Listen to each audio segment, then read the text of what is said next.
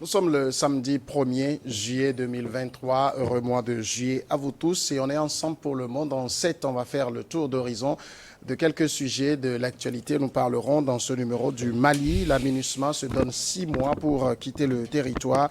On va également du côté de la Côte d'Ivoire avec le rejet du recours de l'ancien président Laurent Gbagbo pour être inscrit sur la liste électorale. Nous prendrons ensuite la direction du Burkina Faso, où la chaîne française LCI a été suspendue pour 3 mois. Et puis le Togo, on va parler donc de cette décision du ministre Kokoroko, le ministre des Enseignements primaires et secondaires, une décision de fermeture de 255 écoles clandestines à partir de la rentrée prochaine. Voilà donc pour le menu de cette émission. Avec moi sur le plateau, Kosigan à côté, le président de l'Association des jeunes pour le développement. Il est là. Bonsoir Kosigan à côté.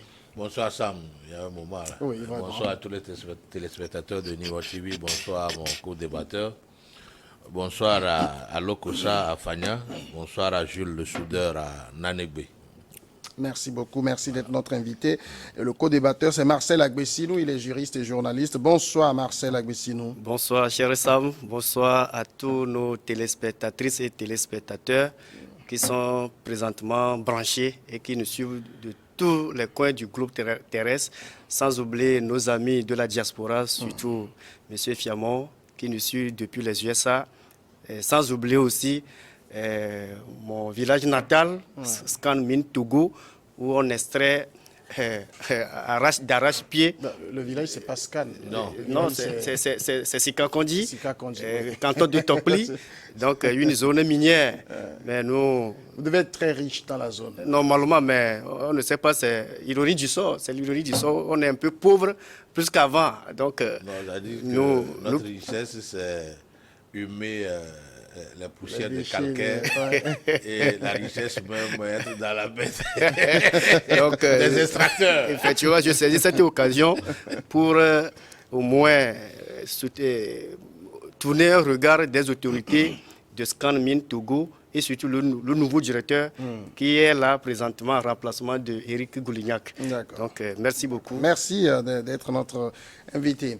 On prend la direction du Mali, c'est notre premier sujet. On va parler donc de ce retrait de la MINUSMA. Après 10 ans d'existence, le Conseil de sécurité a décidé, c'était hier 30 juin, de mettre fin au mandat de la mission multidimensionnelle intégrée des Nations Unies pour la stabilisation du Mali, en abrégé MINUSMA, et ce à compter donc du 30 juin 2023, la priant de commencer immédiatement la cessation de ces opérations et le transfert de ces tâches ainsi que la réduction et le retrait de son personnel afin que le processus soit achevé le 31 décembre 2023. C'est une résolution qui a été adoptée, la résolution 2690, adoptée à l'unanimité, et le Conseil décide en outre que la MINUSMA est autorisée jusqu'au 30 septembre 2023 à répondre aux menaces imminentes de violence contre les civils et à contribuer à l'acheminement de l'aide humanitaire sous la direction des civils. On se rappelle que c'est les autorités de la transition malienne qui ont pris donc sur eux de demander la fin de cette mission, la MINUSMA, la jugeant donc inefficace après 10 ans d'opération au Mali. Kosigan Akwete, c'était évident pour beaucoup de personnes que puisque les autorités de la transition ne renouvelaient plus leur confiance à la MINUSMA, elle allait partir. Mais est-ce que cette décision vous paraît sage? Bon, le vin est déjà tiré. La décision, elle est déjà prise. Le Mali est resté ferme sur sa position de demande de non-renouvellement du mandat de la MINUSMA. À première vue, nous pouvons nous dire, est-ce qu'ils ne sont pas vite partis en besogne? Est-ce qu'ils maîtrisent tout ce qu'il faut, ou tout ce qui rentre dans la sécurisation de leur territoire et la protection des biens des personnes? Mais quand on fait un pas, ou quand on prend un peu de recul, il est sûr qu'un jour la MINUSMA va partir. Il est sûr qu'un jour Wagner va partir et que les Maliens seront appelés à assurer leur propre sécurité. Alors il vaut mieux compter sur soi que de toujours compter sur d'autres personnes. Parce qu'un jour, quand ils ne seront pas là, vous n'aurez pas de quoi vous défendre, vous n'aurez pas tout ce qu'il faut pour assurer votre sécurité et la sécurité des autres. Donc moi je dis, le gouvernement malien s'assume de cette manière-là, à vouloir prendre sur lui alors toutes les responsabilités, à assurer la sécurité pour tous les Maliens ainsi que leurs biens et se lancer dans la guerre sans merci contre les djihadistes. Le Mali fait aujourd'hui, le Mali paie un lourd tribut de la pagaille semée en Libye. Et donc, il s'est retrouvé aujourd'hui seul parce que vous savez, ce qui dérange un peu le gouvernement malien, c'est le fait que la MINUSMA soit là, et plus dans le rôle de la protection, de la protection des populations, plus dans le rôle de lutte pour la prévention des droits de l'homme et tout. Mais la MINUSMA n'aide pas le gouvernement malien, soit l'armée malienne, à aller au front contre les terroristes. Et donc les Maliens demandent, ou le gouvernement malien demande à la MINUSMA de revoir son contrat. C'est-à-dire qu'au lieu d'être là, dans ce rôle de protection, de l'aider à aller au front contre les terroristes. Alors, pour quelqu'un qui prend un peu de recul, quel est le mal dont souffre aujourd'hui le Mali? C'est le djihadisme. Alors, s'il faut avoir des forces internationales sur le sol malien, mais qui ne sont pas prêtes à aller au front, mais qui ne seront que là pour peut-être les histoires de droits de l'homme, qui ne seront que là pour la protection civile et tout. J'ai dit quelque part aussi, ce n'est pas au fait ça. Ça n'encourage pas. Parce que plus cette force MINUSMA est là, mais les djihadistes sont toujours là. Le nord du Mali, Kidal, la fois dernière, on n'a pas pu voter. Or, le MINUSMA est là. Et donc, moi, j'ai dit, aujourd'hui, le gouvernement malien a pris sur lui cette lourde responsabilité d'utiliser les FAMA. Et savoir que, ok, on ne peut que compter sur les FAMA aujourd'hui, et peut-être avec les forces paramilitaires, Wagner et tout. Aujourd'hui, nous décrions cette force Wagner. Mais si Wagner est là au Mali pour défendre, alors, pour aller au front avec les FAMA et défendre les territoires maliens, moi j'ai dit c'est une bonne chose. Sinon, si Wagner est au Mali, ne serait-ce que pour protéger la junte malienne, c'est là où on peut crier que bon, ce n'est pas bien. Mais quand Wagner est au Mali, pour soutenir les FAMA, les former, les équiper, pour qu'ils puissent alors aller reconquérir les territoires sous contrôle des terroristes, moi j'ai dit c'est une bonne chose. Et ce qui se fait aujourd'hui n'est que une manière d'assumer leurs responsabilités et de s'affirmer. Marcel Agbessinou, est-ce que vous voyez donc dans ce vote du Conseil de sécurité mettant donc fin à la mission de la MINUSMA une victoire pour les autorités maliennes en se disant c'est bien, ils retrouvent leur souveraineté sécuritaire, ou bien c'est folie? Non, c'est une victoire d'étape pour les Maliens. C'est une victoire d'étape pour les Maliens si nous retournons un peu en arrière depuis la chute du régime de Kadhafi en Libye. On peut faire quelques rapprochements entre le pays de Kadhafi et le Mali. Le Mali n'a été toujours pas dominé par les djihadistes. C'est après la suite de Kadhafi que les djihadistes là sont éparpillés de la nature de part et d'autre. Bon, aujourd'hui, le territoire malien est incontrôlé par les autorités maliennes précédentes, que ce soit celles d'aujourd'hui.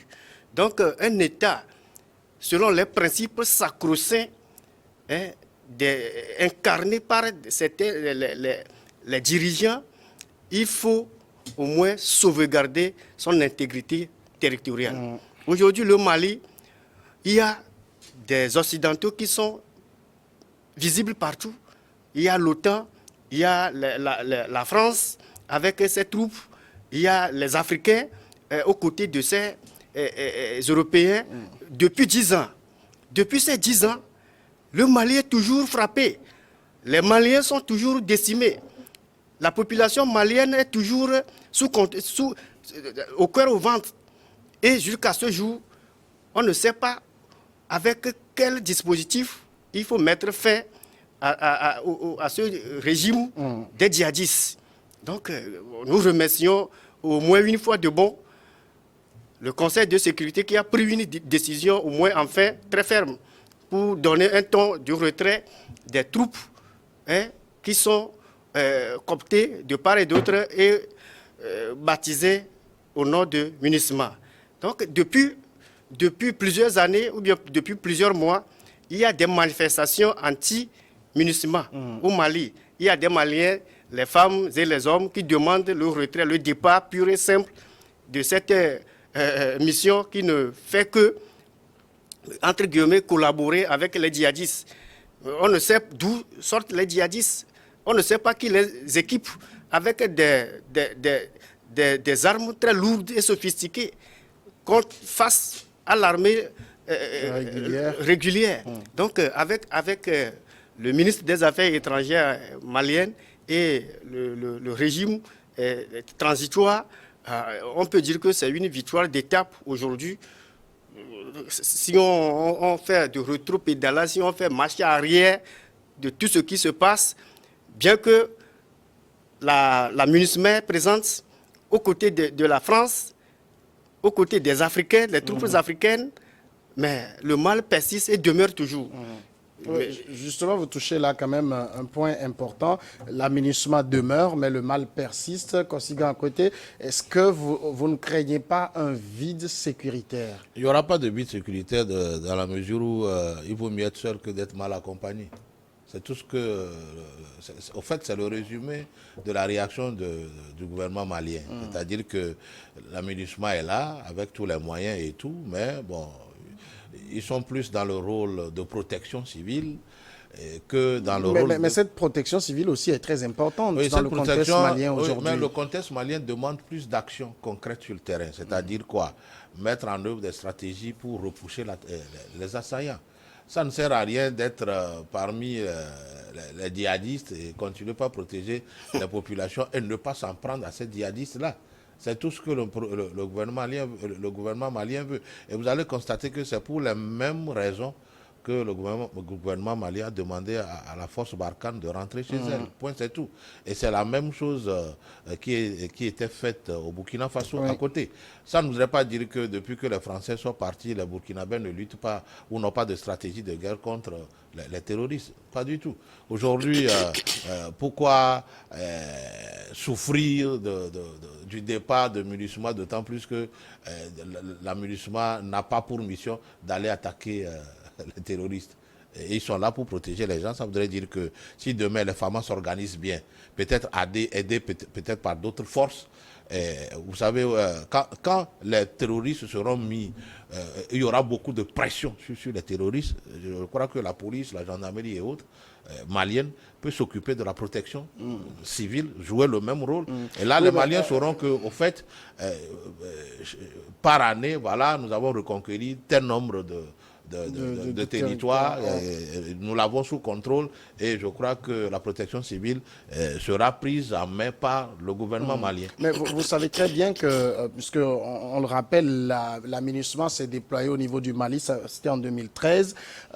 En ce moment, les FAMA étaient là. On a vu la situation qui a imposé d'abord que Barkhane puisse arriver, ensuite la MINUSMA. Si les FAMA, j'ai envie de dire, étaient capable du job, on n'aurait pas eu recours à la MINUSMA. Mais il faut dire qu'entre-temps, les FAMA se sont reconstruites. Ça, il faut le dire. Avec la coopération avec la Russie, les FAMA se sont équipés. Il y a les experts russes qui sont là pour former, qui ont fait un travail de formation avec les FAMA. Il y a eu des recrutements. Le rang, aujourd'hui, l'effectif des FAMA s'est augmenté en quantité comme en qualité. Ils ont des équipements qui leur permettent aujourd'hui d'aller sur le terrain et d'aller au front.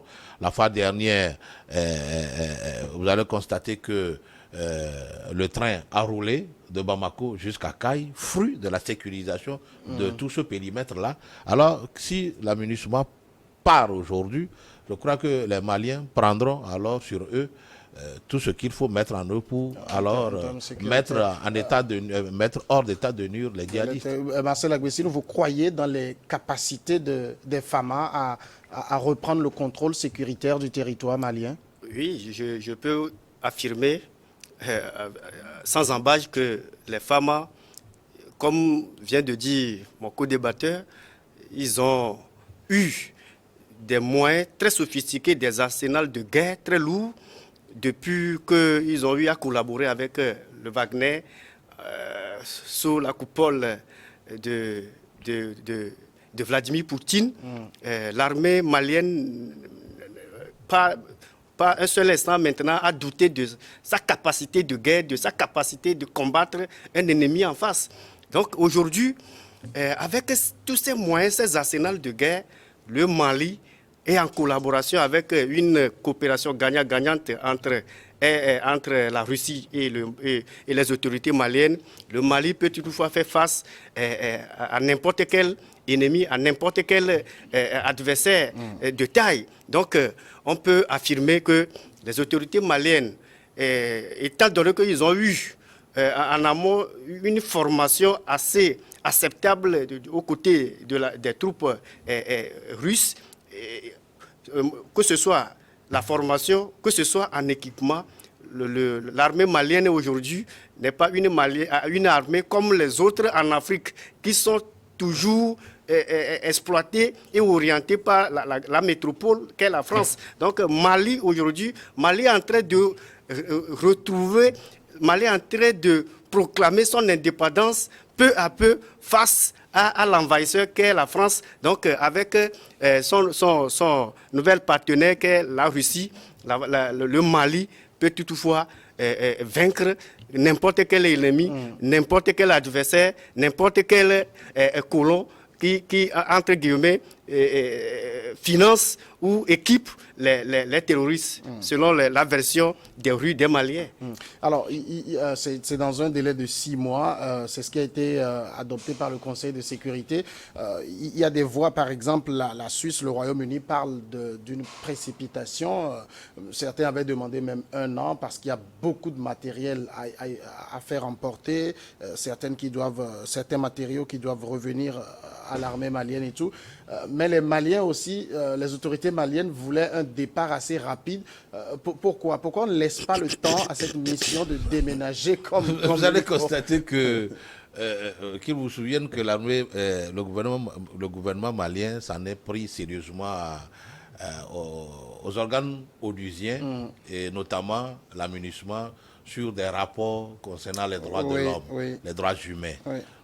Donc, pour la junte malienne, il est inconcevable que l'amunissement soit là, pas pour les aider à aller au front contre les terroristes, mais qui parle de droits mais qui tire la sonnette d'alarme sur les droits humains. Parce que vous savez, là, c'est comme une dichotomie qui se passe. Quand les terroristes tuent, personne ne parle de droits humains. Mais quand les forces de défense et de sécurité nationales, c'est-à-dire maliennes, alors s'en prennent aux terroristes, là on dit, voilà, ok, on met les droits humains en difficulté. Donc c'est une chose inconcevable. Ça met mal à l'aise quiconque. C'est comme je souffre d'une maladie. Au lieu de m'aider à me guérir, si je prends peut-être des remèdes, vous décriez les remèdes que je prenne. Ça, personne ne peut l'accepter. Voilà. Donc moi, j'ai dit aujourd'hui, ce qui a fait précipiter le départ ou la demande de départ de l'amunissement, c'est surtout les rapports périodiques qui alors met en difficulté le gouvernement malien sur les droits humains. C'est ça qui peut-être a causé le tollé par lequel ils ont demandé leur départ. Maintenant, s'ils partent, c'est vrai, il y aura un vide, mais qui sera vite remplacé par l'armée malienne. Ça, c'est sûr. Parce que les Maliens aussi ne peuvent pas permettre que les djihadistes prennent le pas sur eux. Ensuite, c'est le lieu que les gens de la Zawad doivent jouer sur la fibre patriotique. On est dans le Nord. Dans le Nord. Il vaut mieux faire un avec les FAMA pour d'abord bouter hors du Mali les djihadistes et entre eux, ils peuvent se parler. Ce n'est pas le moment de parler de scission du Mali, non. Parce que là, le faire, c'est peut-être permettre à ce que l'ennemi continue pas à rester sur le territoire malien. Or, ni ceux qui veulent ce territoire de la Zawad, ni ceux qui veulent alors l'entièreté des territoires maliens, la présence des djihadistes ne les arrange pas du tout. Donc aujourd'hui, c'est dire que le gouvernement malien est prêt à assumer la sécurité des personnes et des biens, ne serait-ce que sur les territoires déjà sous leur emprise, et chercher peut-être à reconquérir les terroristes, les territoires aux mains des terroristes. Alors, au moment du vote, il y a eu le Gabon, le Ghana, la Mozambique qui ont appelé à ne pas considérer le départ de la mission comme la fin de l'engagement de la communauté internationale. Ils ont dit, je cite, le Mali aura besoin de son appui, ces communautés internationales, pour combler les lacunes créées par le départ de cette présence internationale. Donc, forcément, qu'on le dise ou non, il va y avoir des lacunes. Est-ce que, en allant aussi de cette manière, le Mali ne se met pas un peu à dos la communauté internationale avec laquelle, normalement, il doit collaborer? Oui, il faut être mal accompagné. Seul que mal accompagné. Seul que mal accompagné. Aujourd'hui, si vous faites... Oui, s'il y a un problème au Mali, ce n'est pas que le Mali, c'est un État frontalier à beaucoup d'autres États.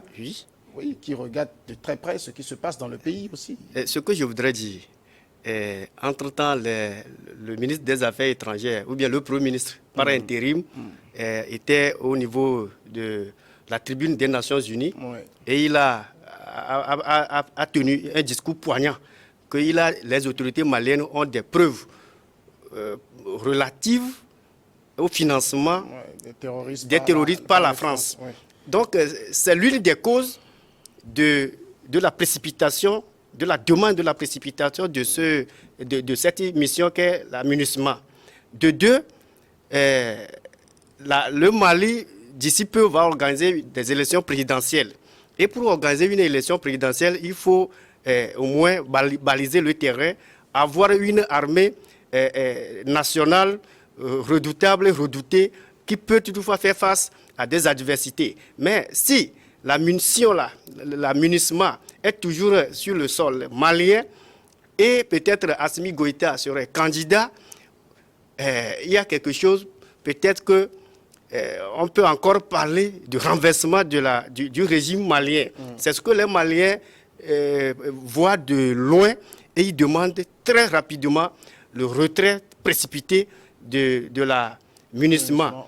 Si un pays de taille comme le Mali, qui depuis 10 ans peine toujours, ou bien toujours victime des terroristes, au vu et au su de toutes les grandes puissances de ce monde, avec des moyens très sophistiqués, des drones, des détecteurs, mais jusqu'à ce jour, les Maliens sont toujours victimes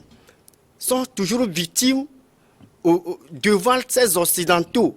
Il y a des morts par jour, il y a des morts par minute, il y a des déplacés par heure et par jour.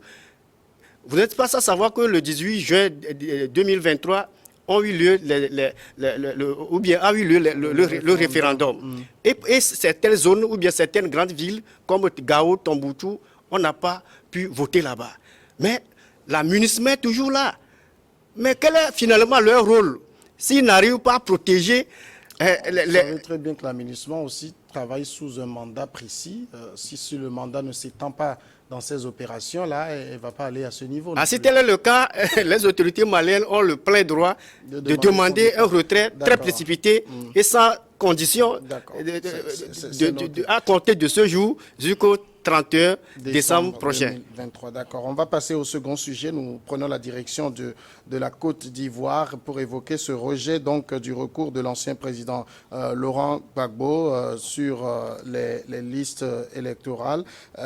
On sait que l'ancien président Laurent Gbagbo avait déposé un recours pour être inscrit sur les listes électorales en Côte d'Ivoire. Ce recours a été rejeté par la commission électorale indépendante. C'est ce que son parti a annoncé ce vendredi dans un communiqué. La réclamation de son Excellence Laurent Gbagbo, président du Parti des peuples africains Côte d'Ivoire, PPACI, a été rejetée. radié de la liste électorale, M. Gbagbo avait donc déposé le recours devant la CEI le 8 juin dernier. La CEI a considéré que même s'il était acquitté par la Cour pénale internationale, M. Gbagbo, qui est sous le coup d'une condamnation à 20 ans de prison pour le braquage de la BCAO en 2011 et que la grâce dont il bénéficie et qui lui a permis de rentrer il y a 2 ans n'efface donc pas cette peine-là et donc il ne peut pas être inscrit sur les listes électorales. Le président Laurent Gbagbo lui-même a dénoncé une manœuvre pour mettre fin donc à sa carrière politique. Kosigan Akouete, on connaît la situation au niveau de la Côte d'Ivoire, c'est aussi un pays très instable, il faut le dire, même si aujourd'hui ça donne l'impression d'être calme. Quand on prend la décision de la commission électorale indépendante, est-ce qu'il faut parler simplement d'une décision politisée ou d'une décision de droit? C'est une décision de droit. Laurent Gbagbo sait, c'est parce qu'il veut transformer ce problème de droit, et il veut l'amener dans le champ politique, point, c'est tout.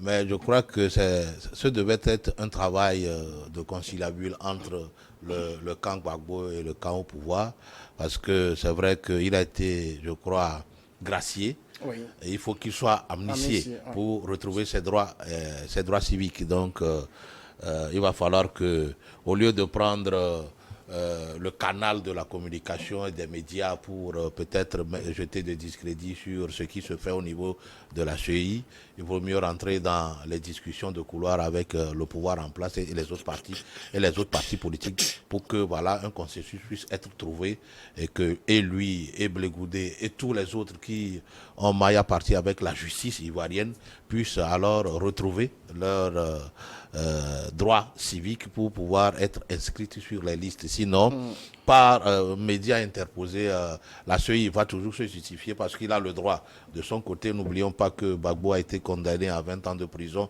dans cette affaire de braquage de la BCAO. Et c'est ça qui... c'est sur cette condamnation que se base la CEI aujourd'hui pour ne pas l'inscrire sur la liste électorale puisqu'il a perdu ses droits civiques là-bas. Donc moi je dis que entre politiciens, voilà, c'est des loups, ils ne se mangent pas entre eux. Ils peuvent trouver une solution, ne serait-ce que pour permettre à tous ceux qui sont dans cette situation de pouvoir retrouver d'abord leurs droits civiques et aller peut-être voter tranquillement. Marcel Aguissido. Oui, je vais aborder le sujet là en deux volets. D'abord, volet judiciaire et volet politique.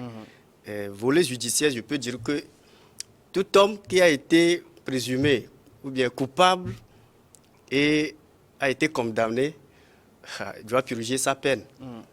Et si aujourd'hui Gbagbo a été inculpé dans les faits dits braquage de la BCAO et les faits sont tangibles et avérés et que toutes les enquêtes sont abouties et que le magistrat enquêteur a fermé son enquête et que le procureur a été saisi de faits avec les arguments tangibles et des preuves tangibles, on peut affirmer avec certitude que Gbagbo doit être écarté sur la liste électorale parce qu'il est en conflit avec la loi.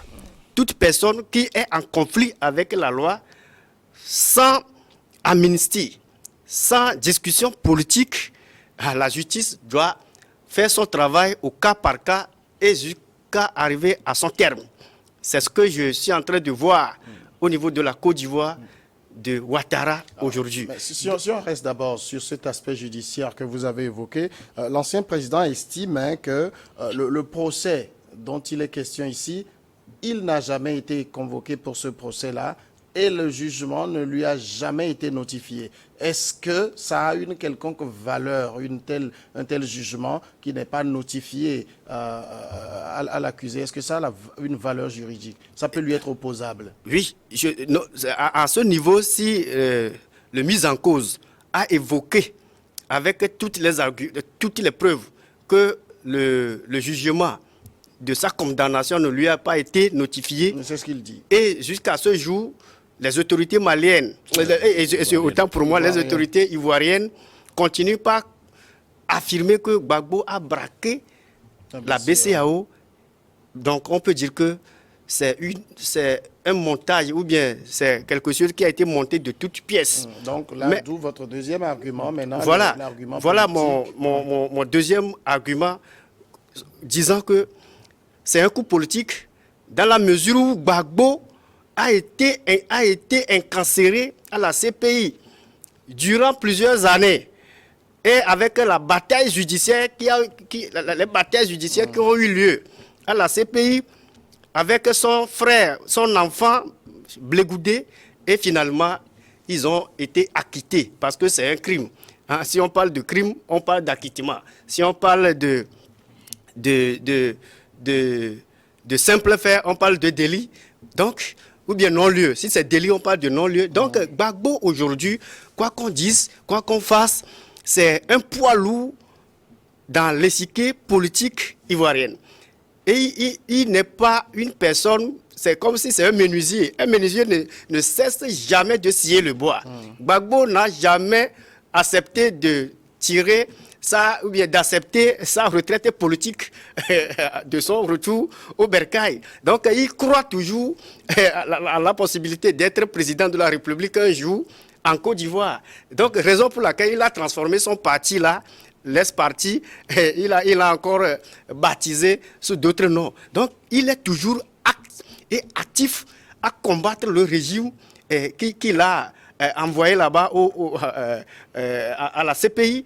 Donc, de son retour, si l'autre, son adversaire, qui est au pouvoir aujourd'hui, Alassane Dramane Ouattara, l'a gracié, mais normalement, il devait au moins faire tout est possible pour soit faire amnistie générale, et là, dans l'amnistie générale, Gbagbo aussi en bénéficiera. Mais tel n'est pas le cas. Et bon, c'est raison pour laquelle dans les rues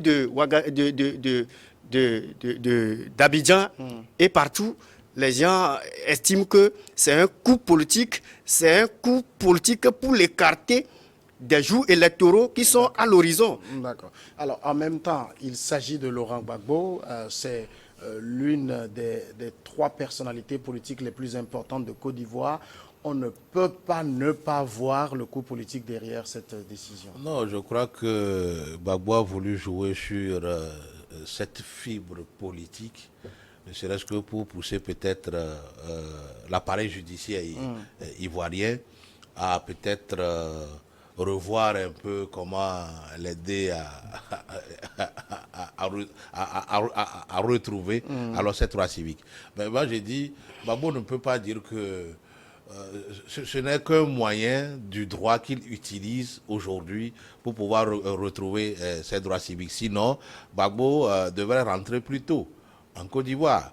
Qui vous souviennent que les éléments de Gbagbo, les gens de son parti ont dû négocier âprement avec le pouvoir en place sur cette condamnation, et peut-être un consensus a été trouvé avec le gouvernement en place actuel en Côte d'Ivoire avant qu'il ne revienne. Et vous allez constater qu'après son retour, le président Ouattara l'a vraiment gracié.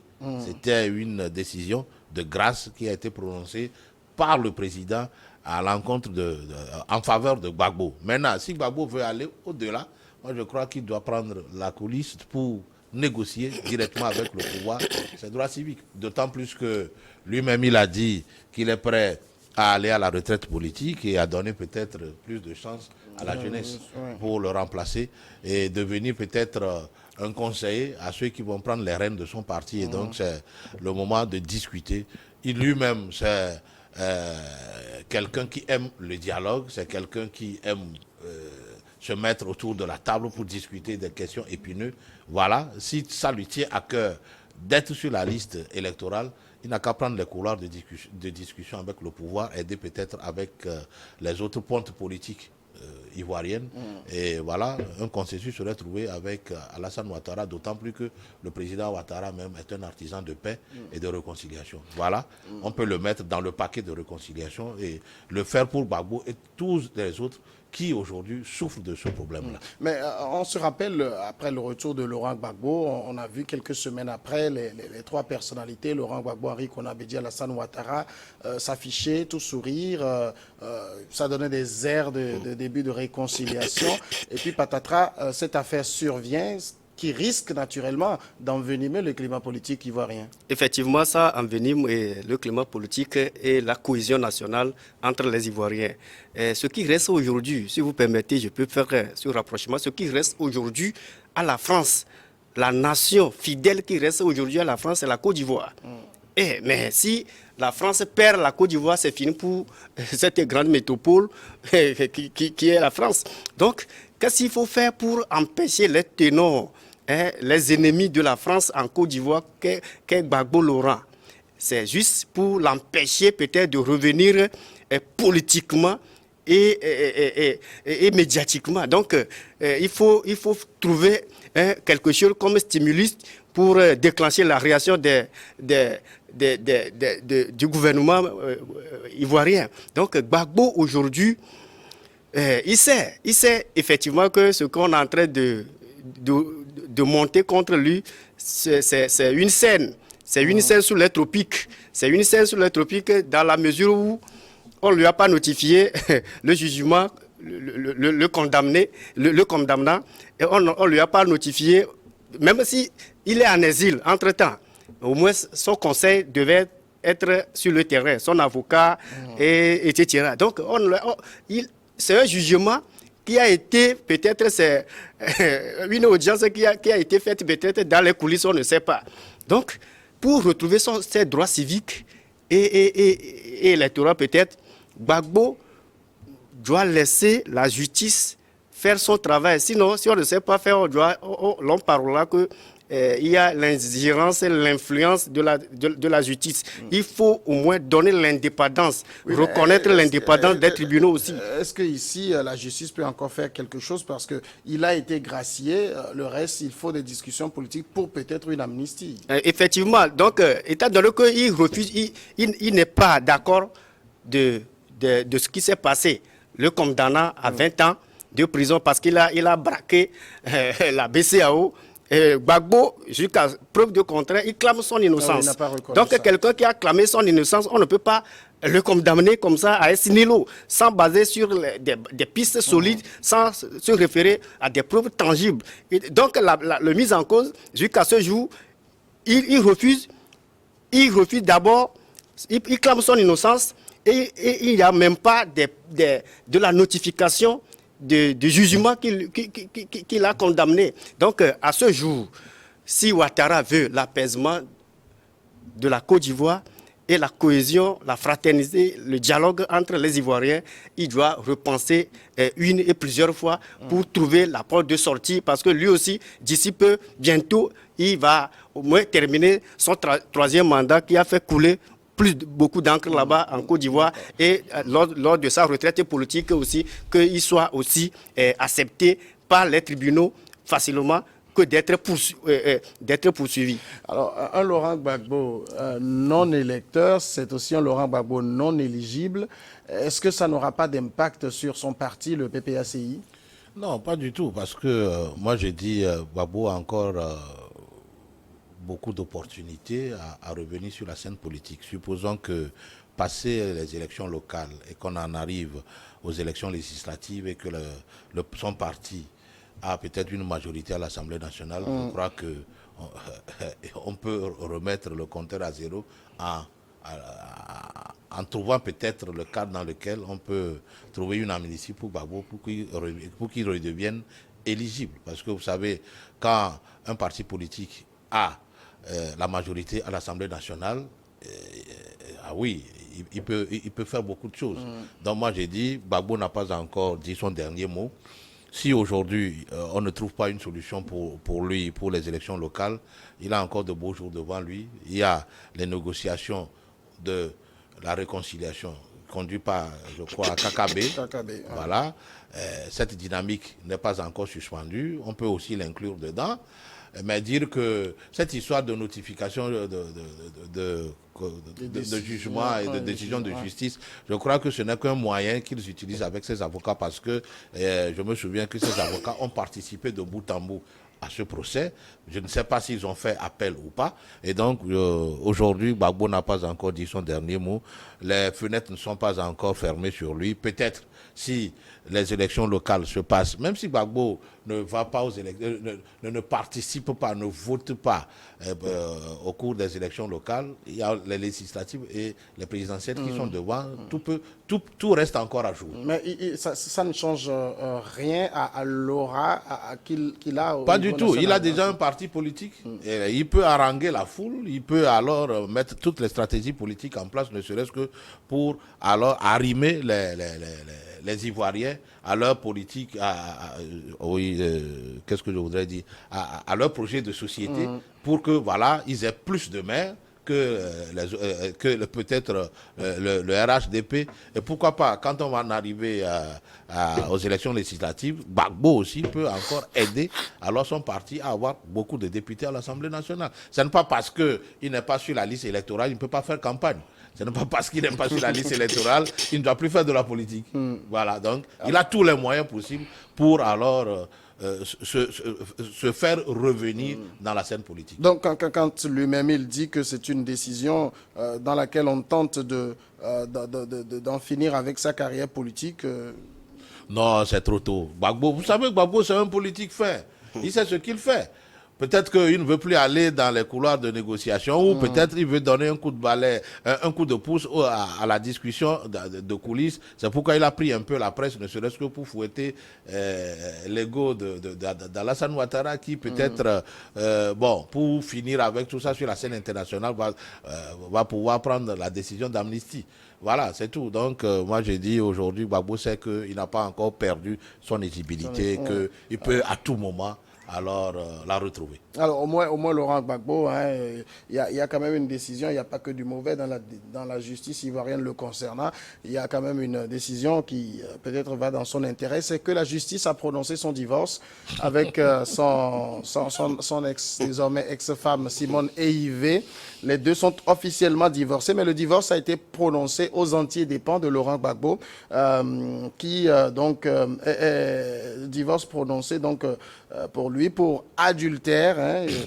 Reconnaît donc son adultère, abandon de domicile et autres. Je peux dire que ça, peut-être c'est une scène qui est en train de renaître en Côte d'Ivoire. Tout ça, tous ces pagailles-là, judiciaires. L'adultère, ça, j'ai pas beaucoup compris. Je ne sais pas si Gbagbo est en train de... Il vaut mieux qu'on se réfère aux praticiens de droit. Bon, peut-être qu'il aurait signé la monogamie avec elle, et comme il vit maintenant avec d'autres femmes, il est en train de découcher, peut-être Gbagbo.